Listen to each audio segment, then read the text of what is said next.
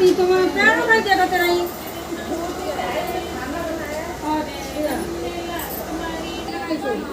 क्यों नहीं ला रहे नानी?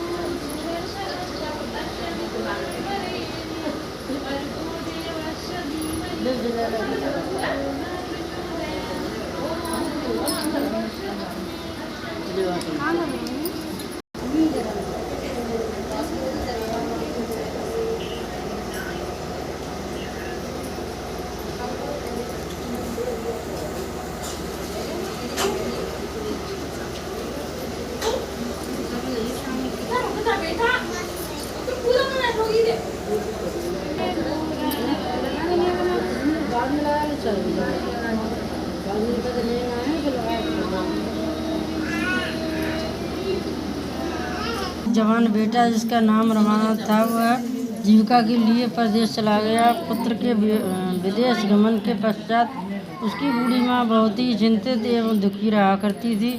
उसकी चिंता का विशेष कारण यह था कि उसकी पुत्रवधू उसे प्राय नित्य खरी खोटी बातें सुनाया करती थी। इसलिए बुढ़िया प्रतिदिन अत्यंत चिंतित और उदास भाव से घर के बाहर स्थित एक कुएं की जगह पर बैठकर आंसू बहाया करती थी।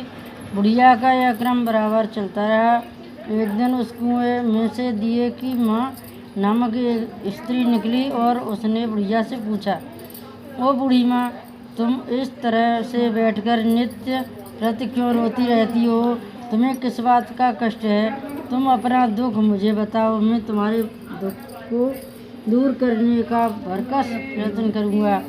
बुढ़िया ने उस स्त्री से ऐसे प्रश्न सुनकर भी उसका कोई जवाब नहीं दिया और उसी तरह बैठकर रोती रही। दिए की माँ द्वारा बार बार एक ही प्रश्न दोहराए जाने से वह बुढ़िया झुंझला उठी। उस बुढ़िया ने दिए की माँ से कहा, तुम मुझसे बारंबार ऐसा क्यों पूछ रही हो? क्या सचमुच ही तुम मेरा दुख जान लेने के पश्चात उसे दूर कर सकोगी? बुढ़िया की बात सुनकर दिए की माँ ने उत्तर दिया, मैं अवश्य ही तुम्हारे कष्टों को दूर करने का प्रयत्न करूंगी। बुढ़िया ने दिए की माँ का ऐसा आश्वासन पाकर कहा, मेरा बेटा कमाने के विचार से परदेश चला गया है। उसकी अनुपस्थिति के कारण मेरी बहू मुझे हमेशा भला बुरा कहकर कोसती रहती है। मेरे दुख का यही एकमात्र कारण है। बुढ़िया की बात सुनकर दिए की माँ ने उससे कहा, यहाँ के वन में संकटा माता रहती हैं। तुम अपना दुख उन्हें सुनाकर कष्ट से छुटकारा पाने के लिए विनती करो। वे बहुत ही दयालु हैं। उन्हें दुखियों से बहुत ही अधिक सहानुभूति है। वे निसंतानों को संतानवान, निर्धनों को धनवान, निर्बलों को बलवान और अभागों को भाग्यवान बनाती हैं। उनकी कृपा से सौभाग्यवती स्त्री का सौभाग्य अखंड अचल हो जाता है। हमारी कन्याओं को अपने इच्छित वर की प्राप्ति होती है। रोगी अपने रोग से मुक्त हो जाता है। इसके अतिरिक्त और भी जो मनोकामना हो उन सभी को पूरा करती हैं। दिए की माँ से ऐसी विलक्षण बात सुनकर बुढ़िया संकटा जी के पास गई और उनके चरणों पर गिरकर साष्टांग दंडवत करके विलाप करने लगी। संकटा जी ने दया होकर बुढ़िया से पूछा, बुढ़िया, तुम किस दुख के कारण बराबर रोती रहती हो? बुढ़िया ने कहा, हे माता, आप तो सब कुछ जानने वाली हो।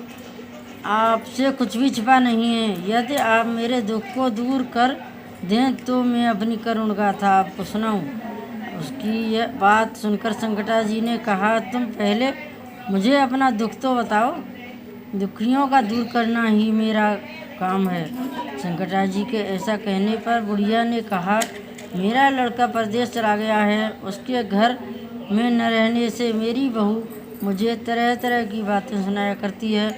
उसकी बातें सहन करने योग्य नहीं है। इसी कष्ट के कारण मैं विवश होकर बराबर रोया करती हूँ। बुढ़िया की इस दर्द भरी गाथा को सुनकर माता संकटा ने कहा, तुम घर जाकर मेरे लिए मनौती मांग लो कि हे संकटा माता, यदि मेरा लड़का सकुशल घर वापस आ जाएगा तो मैं आपकी पूजा करूँगी और सुहागिन स्त्रियों को आमंत्रित करके उन्हें भोजन कराऊँगी।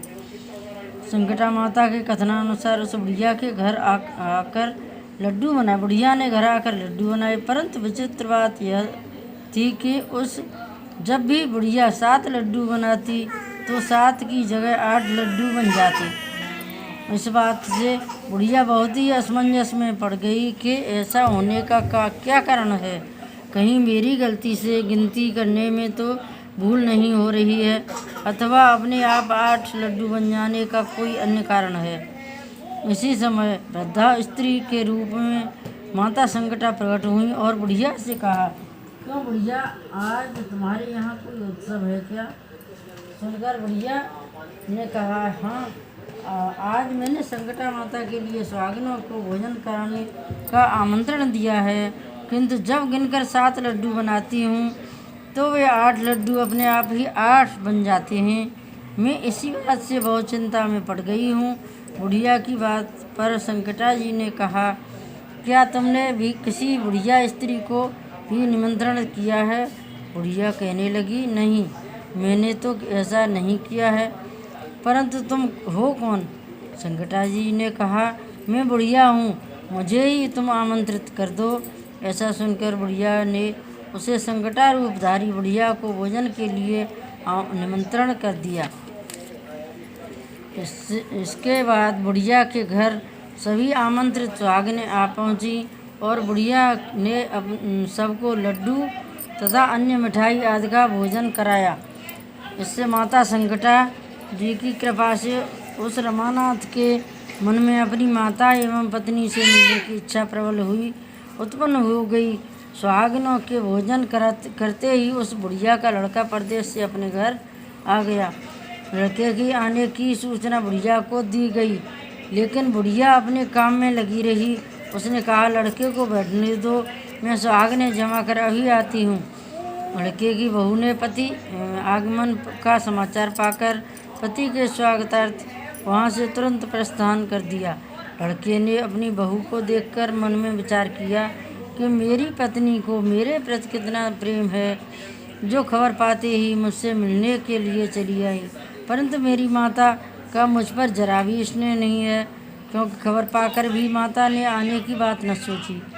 इधर जब पूजा का काम समाप्त हो गया और सुहागिनें भोजन करके अपने अपने घरों को लौट गईं, तो बुढ़िया अपने बेटे से मिलने के लिए उसके पास आ पहुंची। माँ के आने पर लड़के ने पूछा, माँ तुम अब तक कहाँ रही? माँ ने उत्तर दिया, बेटा, तुम्हारी कुशलता के लिए ही मैंने संकटा माता से मनौती मांगी थी और उसी को पूरा करने के लिए सुहागिनें जमा रही थी। इसके बाद बहू का व्यवहार उसको सुनाया, जिसे सुनकर संकटा माता की कृपा से लड़के का मन अपनी स्त्री से हट गया। उसने माँ से कहा, माँ, या तो इस घर में मैं ही रहूँगा या यही रहेगी। बुढ़िया ने कहा, बेटा, मैंने बड़ी कठिन तपस्या से पाया है, इसलिए मैं तुम्हें कैसे छोड़ सकती हूँ। तुम्हारे लिए चाहे बहू का भी त्याग करना पड़े तो मैं कर सकती हूँ। अतः लड़के ने अपनी स्त्री को घर से निकाल दिया। बहू घर से निकलकर बाहर आई और बहुत ही दुखी मन से एक पीपल के पेड़ पर चढ़कर बैठ गई और वहीं रोने लगी। उसी समय एक राजा उधर से जा रहा था। उसको रोते देखकर राजा ने पूछा, तुम क्यों रो रही हो? उसने अपनी सारी बात राजा को बताई, जिसे सुनकर राजा ने कहा, आज से तुम मेरी धर्मबहन हो, इसलिए तुम रो मत और पेड़ से नीचे उतर आओ।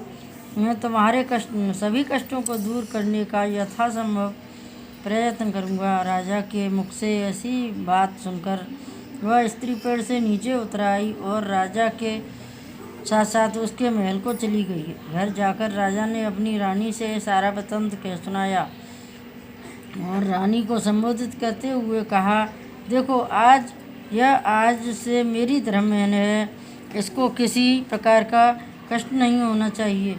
राजा के यहाँ पहुंचकर फिर उस रमानाथ की स्त्री ने संकटा माता का निमित्त सुहागिनों को बुलाकर भोजन कराया।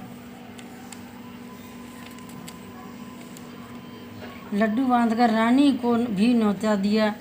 जब सभी सुहागिनें लड्डू खाने लगीं तो रानी ने कहा, मुझे तो रबड़ी मलाई जैसे तथा सुस्वाद मिष्ठान भी हजम नहीं होते, तो फिर ये पत्थर सरीखे लड्डू कहाँ से हजम होंगे।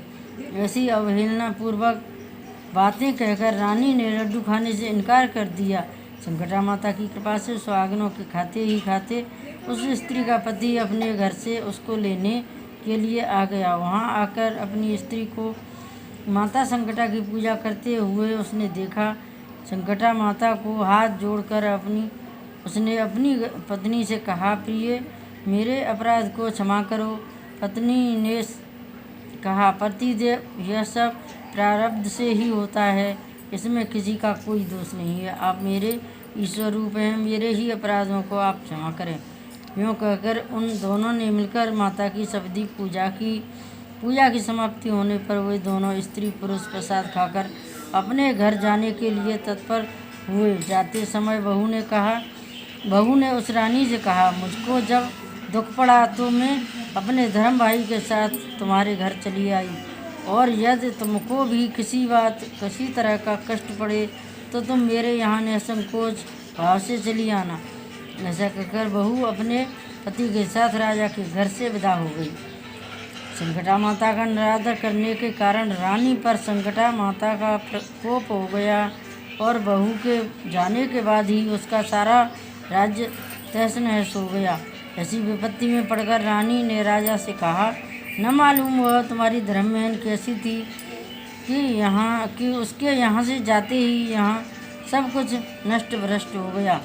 राजा ने रानी से कहा, वह जाते समय कह गई थी कि मेरे ऊपर कष्ट पड़ने पर मैं तुम्हारे यहाँ आई, और कदाचित तुम्हारे ऊपर भी जब कोई कष्ट आ पड़े तो तुम मेरे यहाँ चली आना, इसमें जरा भी संकोच न करना। इसलिए अब हम लोगों को उसके यहाँ चलना चाहिए। ऐसा निश्चय करके राजा रानी दोनों ही अपनी धर्म बहन के घर गए। वहाँ जाकर रानी ने कहा, बहन, तुमने हमारे यहाँ ऐसा क्या कर दिया कि तुम्हारे जाते ही हमारी सारी संपत्ति नष्ट हो गई, और हम लोग बहुत ही परेशानी में पड़े हुए हैं। रानी की ऐसी बात सुनकर उसने कहा, बहन, मैं तो कुछ नहीं जानती, मेरी करता रहता तो सब कुछ संकटा माता ही हैं, उनके अतिरिक्त तो और कोई नहीं, दूसरा नहीं है। इसलिए मेरी राय से तुम भी संकटा माता से अपनी भूलों के लिए क्षमा याचना करो। उन्हीं की मान मनौती से तुम्हारा सारा काम बन जाएगा और तुम्हारा बिगड़ा हुआ दिन सुधर जाएगा। उसके कथनानुसार रानी ने श्रद्धा भक्ति से संकटा जी का व्रत किया और सुहागनों को जिमाया तथा अनजाने में हुए अपनी भूल के लिए संकटा माता से बारंबार क्षमा मांगी। रानी के ऐसा करते ही संकटा माता प्रसन्न हो गईं। रात में रानी को स्वप्न दिया कि तुम दोनों कल सुबह अपने घर को चले जाओ, वहाँ जाकर मेरी पूजा और व्रत करना तथा मेरे निमित्त सुहागनों को जमाना। ऐसा करने से तुम्हारा गया हुआ राजपाट फिर तुम्हें वापस मिल जाएगा। सुबह होते ही राजा रानी अपने घर को चले आए। घर आकर स्वप्न के अनुसार सब काम किए।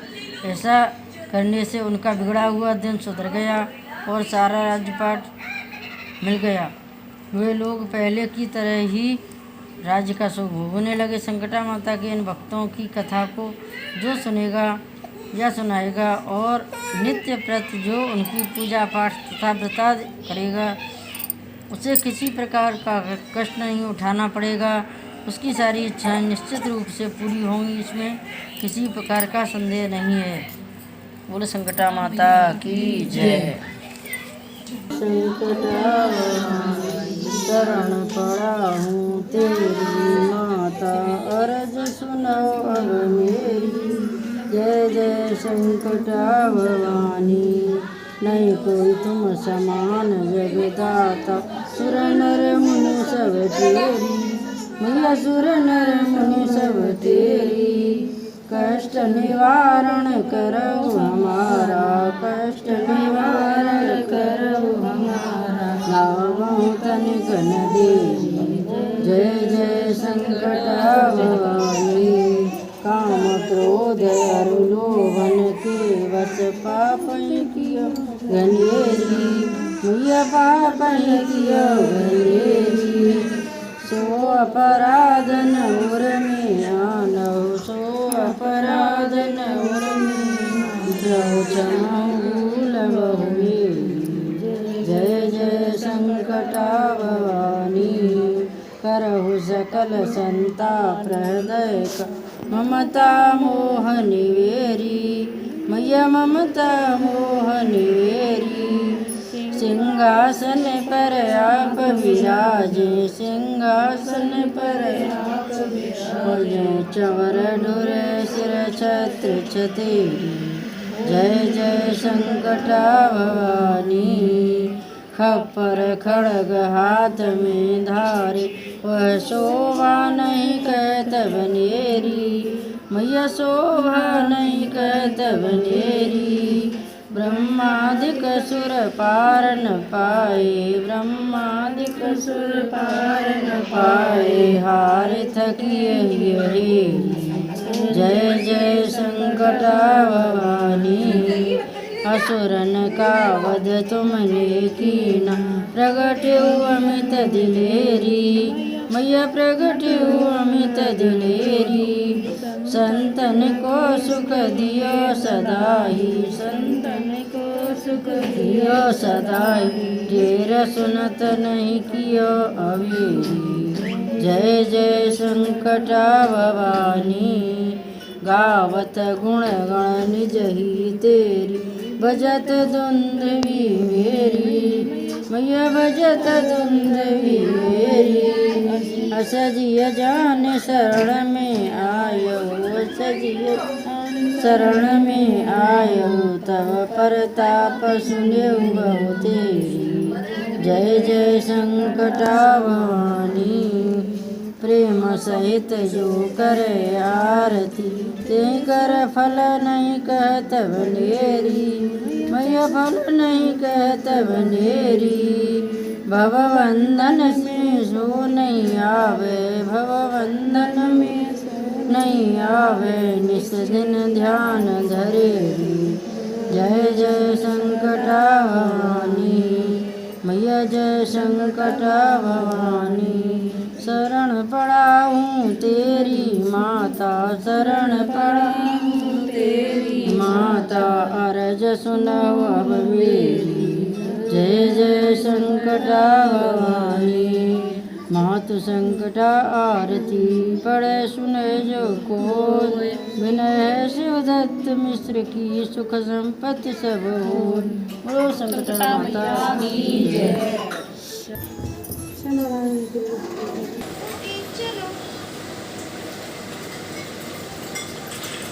हमने खत्म कर लिया पर आगे से चलते वक्त सावधान रहना। Okay good girl. ये